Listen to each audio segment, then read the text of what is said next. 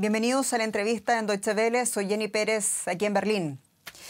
El Salvador tiene una deuda de justicia con las víctimas de la guerra civil. La masacre del Mozote, cometida en 1981, que costó la vida de casi 1000 personas, entre ellos ancianos, mujeres y niños, no solo es la peor matanza de civiles ocurrida en el país, sino que también es uno de los más graves atentados contra civiles perpetrados por el ejército en América Latina. A 39 años de la masacre, organizaciones pro víctimas acusan al actual presidente de El Salvador, a Nayib Bukele, de querer encubrir a los crímenes de guerra. El abogado de las víctimas, además abogado creyente en la causa, asegura que Bukele prometió justicia, pero que hoy la bloquea.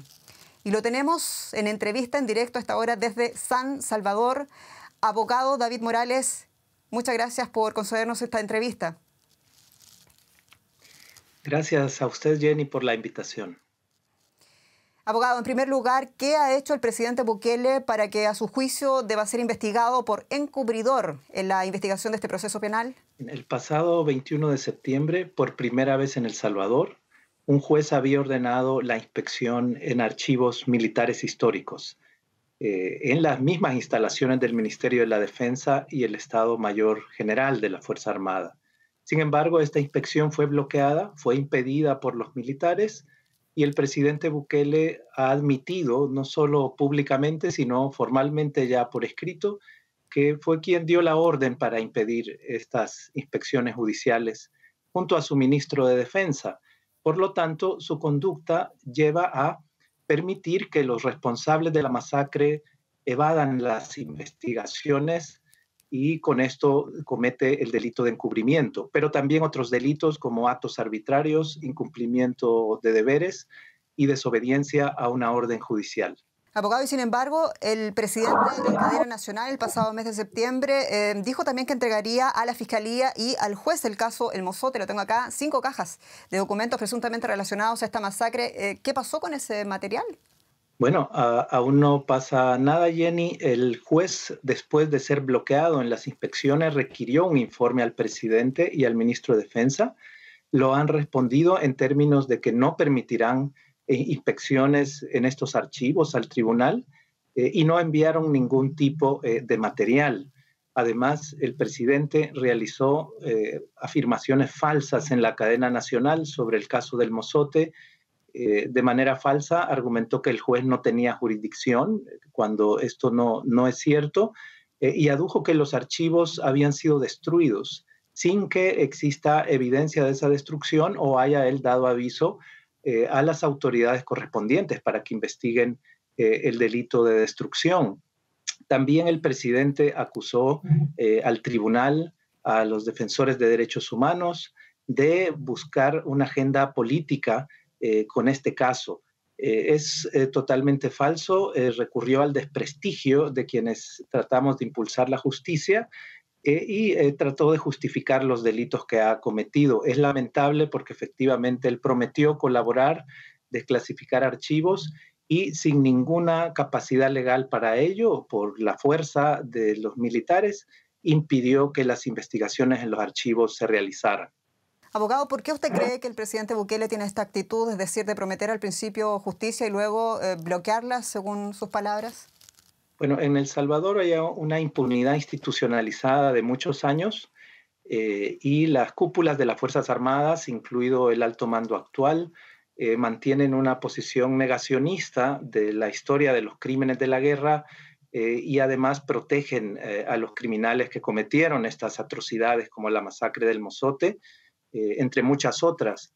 Lamentablemente, el presidente se ha puesto del lado de esta postura negacionista en un escenario de creciente militarismo en El Salvador y protagonismo de la Fuerza Armada, que parece ser un eje de la política pública del presidente Bukele. Está con ello no solo despreciando la ley, bloqueando investigaciones de la masacre más grande en la América Latina en su historia reciente, y por supuesto agraviando a las víctimas a quienes les ha mentido. Es muy lamentable que adopte esta actitud a casi 3 décadas de firmados los acuerdos de paz en El Salvador.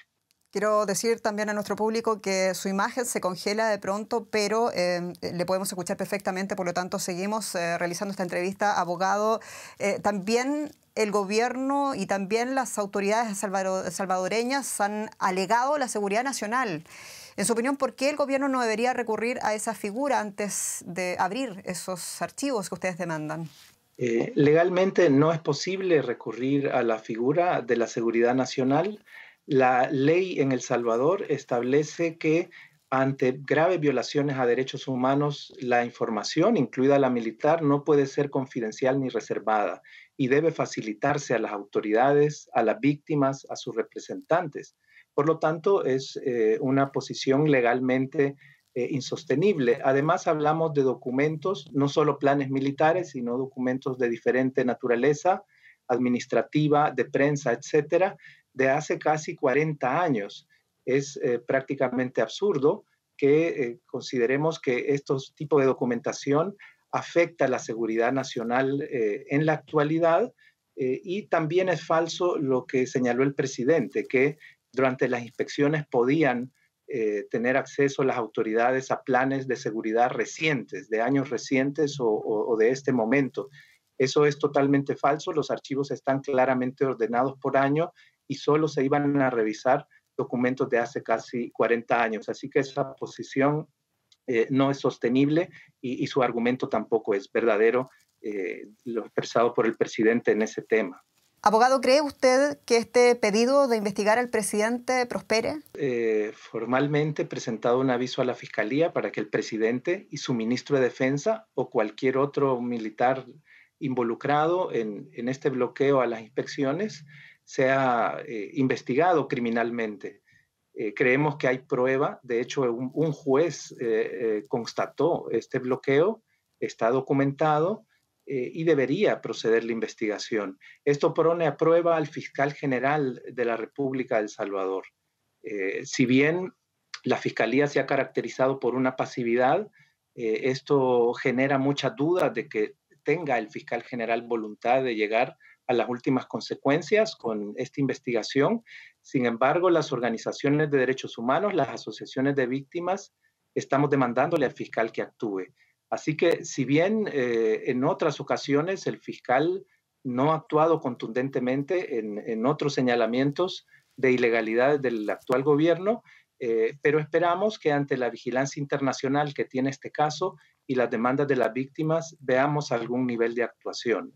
Tenemos la expectativa de que sí pueda el fiscal seguir adelante e incluso promover los antejuicios correspondientes contra el presidente y el ministro de la Defensa. En 1993, una comisión de la verdad auspiciada por la ONU consideraba culpables de genocidio a varios ex altos mandos militares. ¿Qué pasó con todos esos avances, abogados? Y se lo pregunto también porque si bien hoy hay un presidente responsable en frente del país, son décadas de pedidos de justicia y muchos gobiernos del partido Frente Farabundo Martí para la Liberación Nacional que no colaboraron como corresponde. ¿No lo ve usted también así? Efectivamente, El Salvador es uno de los países con una impunidad muy grande respecto a los crímenes de guerra ocurridos en los años 80. Todos los poderes del Estado han favorecido esta impunidad. Una ley de amnistía absoluta estuvo vigente por más de 20 años e impidió los juzgamientos. En 2016 esa ley se expulsó del ordenamiento jurídico por una sentencia de inconstitucionalidad. Eliminó las excusas legales, pero la justicia ha actuado con mucha lentitud. La Asamblea Legislativa continúa intentando aprobar una segunda ley de amnistía y ahora tenemos estos bloqueos desde el Ejecutivo. Ha habido una complicidad. Hasta hace poco los actores de la guerra todavía dominaban el aparato del Estado. Hubiésemos esperado algo diferente del gobierno del presidente Bukele, que ya presentaba él mismo y su alto mando de la Fuerza Armada pues representantes que no fueron actores directos en la guerra. Por eso es lamentable que aún con el cambio generacional se hayan plegado a esa historia de impunidad que han sostenido los gobernantes anteriores para favorecer criminales de guerra y excluir a las víctimas. ¿Qué pasa con los aludidos con las Fuerzas Armadas, el Ministerio de Defensa? ¿Cómo responden ellos a los pedidos de revisión de los archivos militares y por qué esos archivos son tan importantes? Bien, responden el mismo argumento que el presidente, incluso por escrito al tribunal, que los planes militares son secretos, que no permitirán al juez pues, realizar las inspecciones, lo cual es una especie de admisión del propio delito que están cometiendo.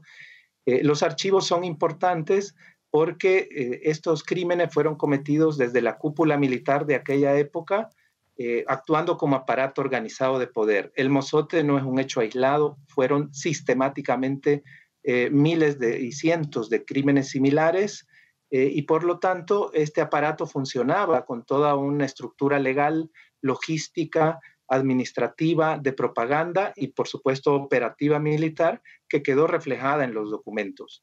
Así que los documentos de la época son importantes para esclarecer este tipo de crímenes y establecer cómo funcionaba esa cadena de mando de este aparato de poder que dio la orden y llevó adelante esta masacre como muchas otras similares.